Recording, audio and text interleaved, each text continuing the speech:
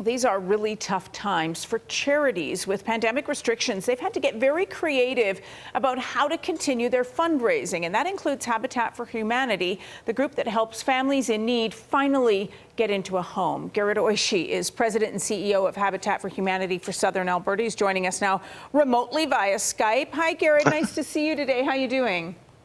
Hey, I'm great, thank you. Well, I feel so badly for you guys. The timing of this pandemic is so poor because, of course, this would normally be the time of year when women from across Southern Alberta would be strapping on a tool belt, picking up a hammer, helping you build homes for families in need. You obviously can't do that right now. Yes. So what are you doing instead? How have you had to transition that whole idea? You know, in a typical year, our biggest worry is, are we going to have beautiful sunny weather? If you look outside today, it's gorgeous out. We would love to be building, but you know, it really isn't safe for us to do so, especially with volunteers right now.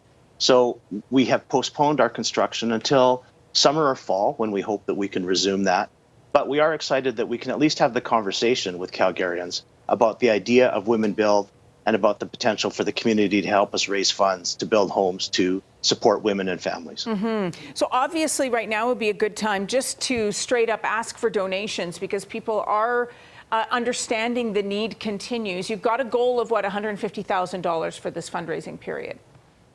We do. And you know, it's an ambitious goal, especially during these times. Amazingly, we're almost halfway there. And that's actually thanks to some pretty incredible corporations within our community who originally signed on to be sponsors of the build. But as we talked them through what we're going through and our need to postpone construction, they said, you know, we're here for the long term. We're here to help build community. And so TC Energy, Gordon Food Services, Fluor and CTV have all said, we're still with you. Our donations still stand. And we hope that their hope is that that will inspire women throughout Southern Alberta to do their part and help us raise the remainder to help us build homes. Well, and it's our pleasure to still be with you, of course, trying as hard as we possibly can. We normally, Tara Nelson will be out there with her pink hammer doing her job. She can't do that either this year. What can people across Southern Alberta do to help you meet that $150,000 goal? I know one method is to go online and go shopping.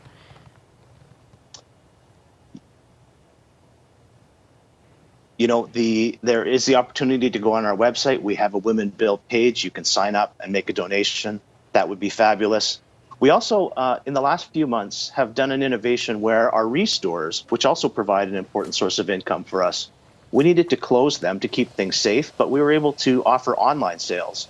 So you can go to the restore sites online and have a look.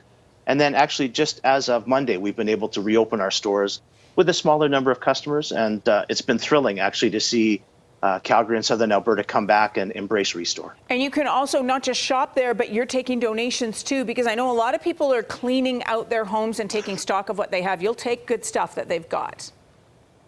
Absolutely, we will. And you know, with a lot of people in Southern Alberta at home, there's a lot of home projects going on, so that's driving demand for product. But a lot of people have taken the opportunity to clean through their garage, to clean through their basement. So we're also getting lots of calls for donations, and that's fabulous as well. What kind of things would you take if somebody had leftover tile from a home project, that kind of thing? You know, a lot of the things we get from homeowners tend to be furniture, appliances that are newer than 10 years old, that kind of thing. We also have a number of companies who will give us excess tile, excess materials, and those are in pretty high demand for people doing a home project. Yeah, I imagine we've all rethought what it means to have a home during the pandemic. It's become so much more than just a place to crash or a pad to decorate. More than ever, I imagine you are also rethinking the value of these homes you're building for these families. You know, a lot of our families work in service industry. They're actually what we now so commonly refer to as frontline workers. So it's really neat to see them get the acknowledgement for how important the work is that they do in our community.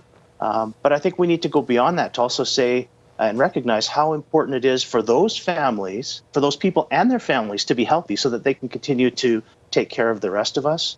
We had a family who moved into their Habitat home in February. So just before everything changed, they did a lunch and learn with people, and they actually said through this time, as much as people have talked about being trapped in their homes, it's been some of the most joyful time they've had. They're together, they're safe, they're studying, they're working, and they're very optimistic about their future. So for us at Habitat, we feel pretty great about that. That is a wonderful story. Listen, Jared, thank you so much, Garrett, for being here with us and for sharing the work that you're doing. And thanks to the companies who are stepping up. And of course, we'd like to share with people how they can help out Habitat for Humanity right now. It's habitatsouthernab.ca. And of course, they're also on Facebook, Twitter, and Instagram. Ian.